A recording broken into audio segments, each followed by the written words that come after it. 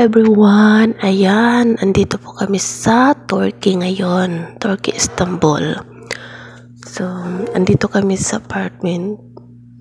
Marriott Executive Apartment. So, ayan po yung nasa labas nila. Kaya tumingin-tingin lang din po ako sa may terrace. Tingnan ko yung mga, kung mga building. Ganyan po siya. Tapos, parang Pinas lang naman yung daanan nila kasi tingnan nyo, diba? Parang sa Maynila lang. Pero yung mga building naman magkaiba. So ito sa loob, itutour ko kayo ng konti.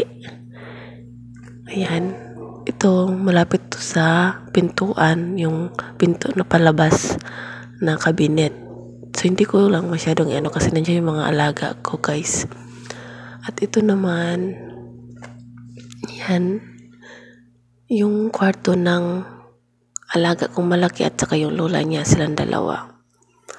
So dito naman sa kabila, ayan yung CR namin. So dyan kami maliligo banda kasi may siya ng shower. Ito naman sa may washing din siya sa loob, guys, ng CR. So ito, dito mag-shower. Ayan, yung may shampoo na sila, shower gel at saka conditioner. So diba, complete na. Ganyan kalaki.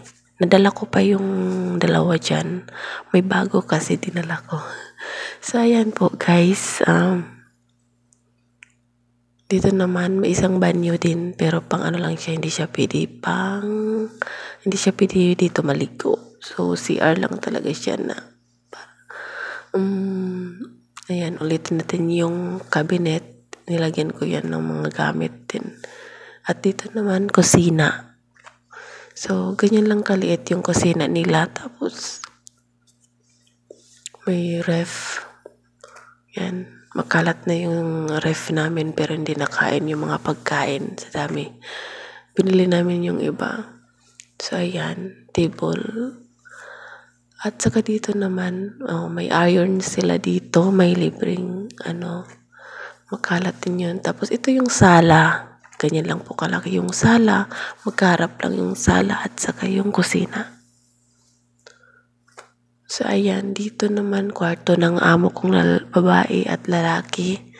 So may CR po doon banda sa gilid. Malaki din po, hindi ko na po pinasok doon banda.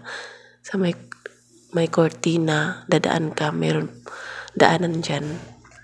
So, dito naman po ay, ayan, dito na naman tayo sa aking alagang maliit at ako ay,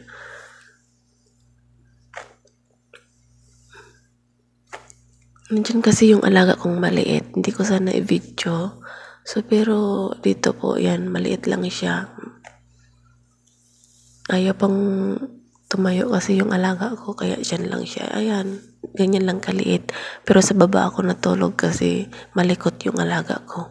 Meron silang meron silang makapal na kumot. Pinagdobli ko na. So ayan, may cabinet din po siya. Maliit lang. Ganyan lang po. Hindi ko po masyadong binivideo, guys. Kasi po ay baka darating yung amo ko nang mamadali din ako nito. So, ayan po, nag-picture na ako. Ganyan po talaga yung buhay natin. Kasi paalis na po kami nito, papunta sa labas. At hindi ko alam kung saan kami pupunta nito, guys. Makikita nyo lang sa susunod kong video kung saan kami papunta. Siyempre kasi malamig na po sa labas, kailangan natin magdoble din mamaya. Sa sunod nating video, magdoble na tayo ng damit, tapos mag-jacket. So ayan, thank you for watching, guys. Sana po ay nagustuhan nyo ang aking video na panakaw-nakaw pick at video lang tayo dahil may mga may mga alaga. So hanggang dito na lang po tayo, guys. Bye-bye and God bless. See you next time.